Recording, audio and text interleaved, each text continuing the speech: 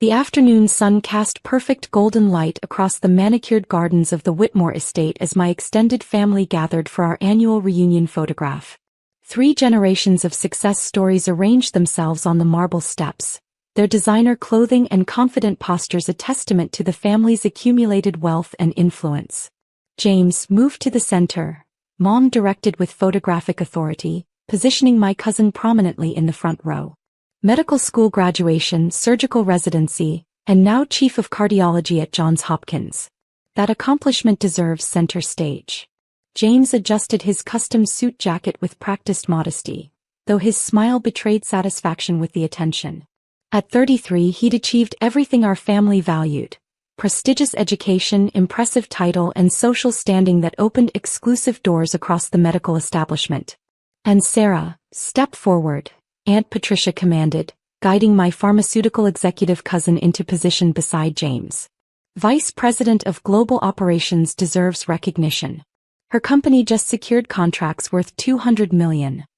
I remained in the background, exactly where I preferred to be during family gatherings. My simple navy blazer and conservative dress drew no attention among the peacocks displaying their professional plumage for the photographer's lens. "Where should we position Alexandra?"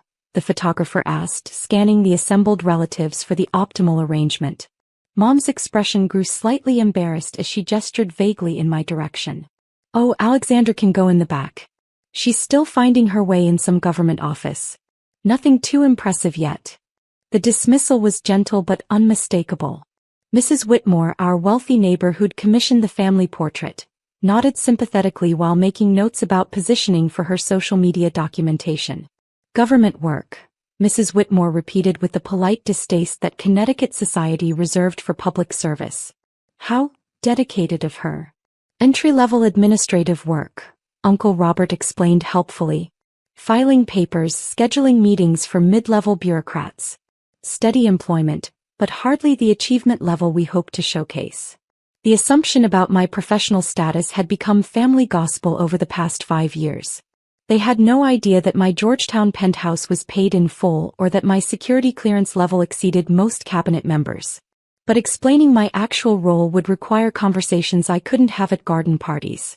"The family trust allocation meeting is next week," Grandfather announced from his wheelchair, positioned prominently in the front row.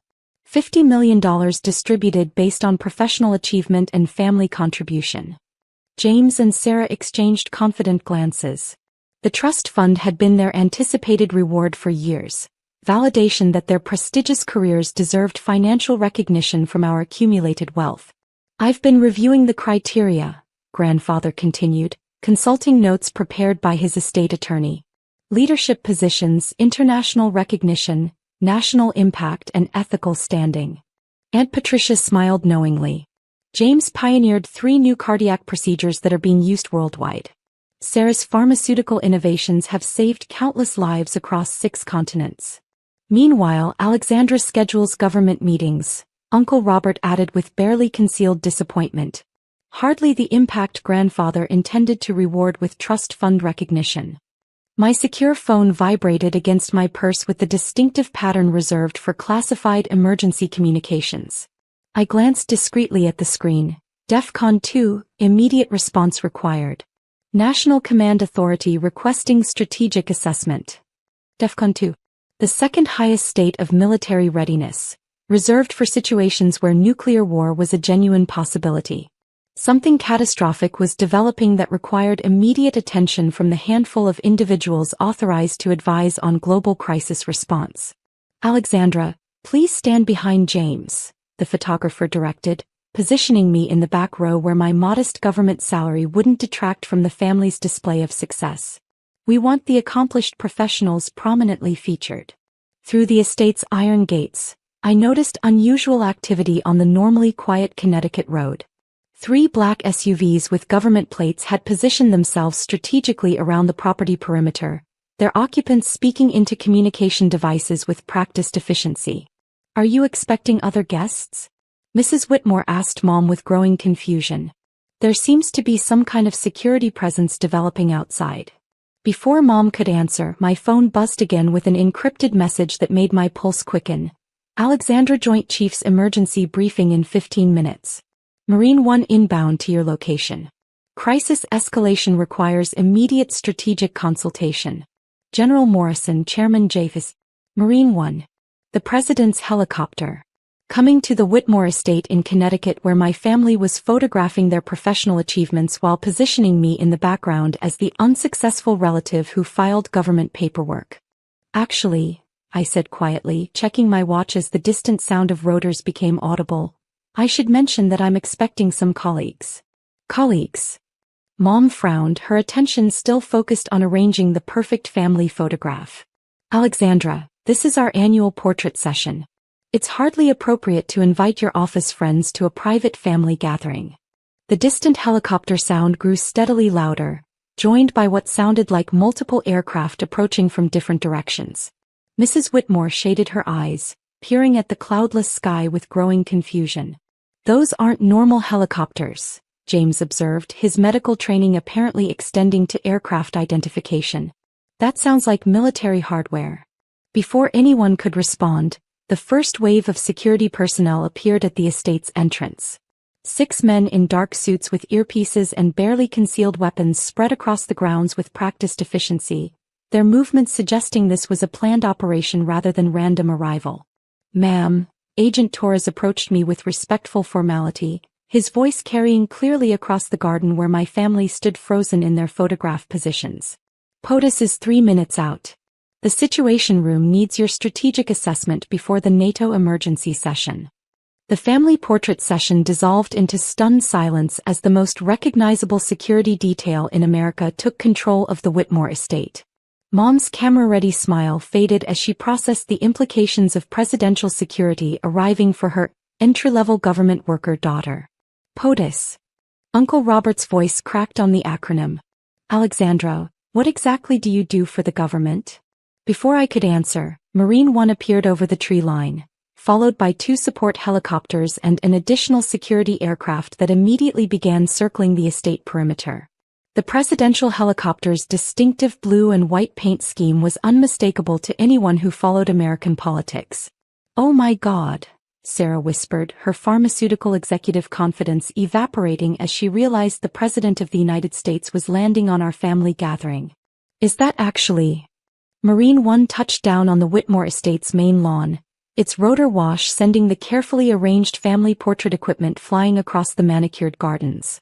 The photographer dove behind a marble statue as Secret Service agents established a security perimeter with military precision. Alexandra Stevens, President Harrison called out as he strode across the grass, flanked by Joint Chiefs of Staff in full dress uniforms. "Thank God we found you. The situation in the Taiwan Strait has escalated beyond conventional response protocols." My family stood like frozen statues as the leader of the free world approached their unsuccessful relative with obvious urgency and familiarity. "Mr. President," I replied formally, shifting immediately into the crisis management mindset that had guided American strategic policy for the past 6 years. Chinese naval deployment patterns? 12 carrier battle groups moving toward Taiwanese waters. Beijing isn't responding to diplomatic channels, and their nuclear forces have gone to heightened readiness. We need your assessment of Xi Jinping's strategic psychology before making any military response decisions. General Morrison stepped forward with a classified briefing folder. "Ma'am, the Joint Chiefs require your expertise on Chinese military doctrine before recommending action to the President." The surreal contrast was overwhelming. My family's annual portrait session had become an emergency national security briefing, with the President seeking strategic counsel from the woman they'd positioned in the back row as a professional disappointment. "The crisis timeline," President Harrison continued, "suggests we have less than 6 hours before this becomes an irreversible military confrontation. Your analysis of Chinese escalation patterns could prevent World War III." James looked like he was trying to solve a complex medical equation. "Alexandra, how does the President know your name?" "Because," President Harrison said with slight impatience, "your daughter serves as my senior strategic advisor for Pacific defense policy. She's been preventing international conflicts for the past 5 years." Aunt Patricia's carefully arranged social confidence crumbled. "Senior strategic advisor? But we thought she worked in administration." She administers American strategic policy across the entire Pacific Theater, General Morrison explained. Every major military decision regarding China crosses her desk first. Mrs. Whitmore was staring at the presidential entourage occupying her estate like she'd accidentally wandered into a political thriller. I don't understand. Alexandra schedules government meetings. She schedules meetings between heads of state, President Harrison clarified. Her strategic intelligence briefings shape foreign policy for the entire Western Alliance. My secure phone buzzed with another emergency communication. Agent Torres listened to his earpiece, then approached with obvious urgency. Ma'am, the Pentagon reports unusual activity at multiple Chinese nuclear facilities. The National Security Council needs your threat assessment immediately.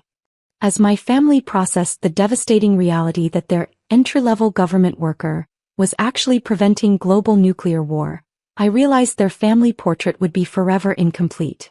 The Whitmore Estate's garden transformed into a secure command center within minutes as military communications specialists established encrypted links to the Pentagon, NORAD, and NATO headquarters. My family's portrait session had become ground zero for preventing global nuclear confrontation. The Chinese submarine deployments, General Morrison announced, consulting real-time intelligence feeds on his secure tablet, suggest this isn't just posturing. They're positioning for actual military action. President Harrison turned to me with the weight of global leadership visible in his expression. Alexandra, your psychological profile of Xi Jinping, how far is he prepared to escalate this situation? I studied the satellite imagery being displayed on portable screens that Secret Service agents had set up where moments earlier my family had been arranging their celebration of professional success. He's testing Western resolve, I replied, analyzing patterns I'd been studying for years. The Taiwan operation is designed to demonstrate American strategic weakness. He'll back down only if convinced the response will be overwhelming and immediate. Overwhelming response means nuclear readiness, the president said grimly. Are you recommending we escalate to DEFCON 1? The question hung in the Connecticut air like a death sentence. DEFCON 1 meant nuclear war was imminent, a decision that could end civilization as we knew it. Mom found her voice, though it came out strangled. Alexandra, you're advising the president on nuclear war? She's the foremost expert on Chinese military psychology in the Western world, General Morrison answered. Her strategic assessments have prevented 3 major conflicts in the past 2 years. James was staring at me like I was a complete stranger. But you said you worked in policy analysis. I analyze policies that determine whether nations live or die, I clarified, watching satellite feeds show Chinese missile systems moving to launch positions. The meetings I attend aren't administrative, they're war councils. President Harrison checked his watch with visible tension. Alexandra, I need a recommendation in the next 10 minutes. Do we go to nuclear alert status or do we call Beijing's bluff? The weight of the decision was suffocating. Recommend military escalation and I might trigger World War III. Recommend diplomatic restraint, and China might invade Taiwan with impunity. Call Xi directly, I advised. Tell him we're prepared to defend Taiwan with full military response, including tactical nuclear weapons.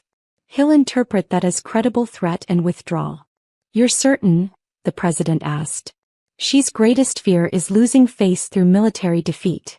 He'll retreat rather than risk humiliation. President Harrison nodded to his communications director.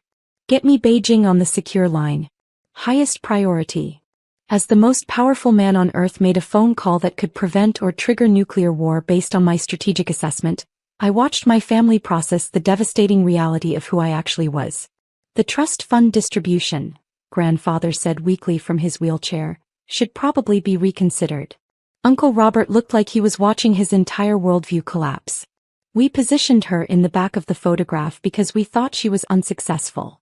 She's arguably the most important person in our family, President Harrison said with slight amusement, overhearing the conversation while waiting for his call to Beijing. Possibly the most important strategic mind in America. Sarah stared at the presidential entourage that had taken over our family gathering. And we've been treating her like a failure for 5 years. Some achievements, I said quietly as crisis communications continued around us, are too classified to share at family portraits. 4 hours later, President Harrison announced that China had agreed to withdraw all naval forces from Taiwanese waters, ending the crisis that had brought the world to the brink of nuclear war. The Whitmore estate gradually returned to normal as military personnel departed, leaving only the memory of how close civilization had come to ending during a family portrait session. Beijing backed down completely, the president told me as Marine One prepared for departure. Your psychological assessment was perfect. Xi Jinping interpreted our nuclear threat as credible and chose strategic retreat over military humiliation. As the presidential helicopters disappeared into the Connecticut sunset, I found my family still standing in the garden, their portrait equipment scattered by rotor wash from aircraft that had prevented World War III. The $50 million trust fund, grandfather said quietly, seems rather insignificant compared to preventing global nuclear war. Mom was crying now, her carefully planned family celebration destroyed by the revelation that her unsuccessful daughter had been saving the world while they positioned her behind more accomplished relatives. "We've been so wrong about you," she whispered. 5 years of treating you like a professional disappointment while you were literally preventing international conflicts. "The family photograph," Mrs. Whitmore observed sadly, "will have to be rescheduled. Though I suspect the positioning arrangements might be different next time." As federal agents finished securing the estate and my family processed the devastating truth about my actual career, I realized that some family portraits can never be completed, because some achievements are too classified to display in Connecticut gardens. Some success, after all, requires invisibility.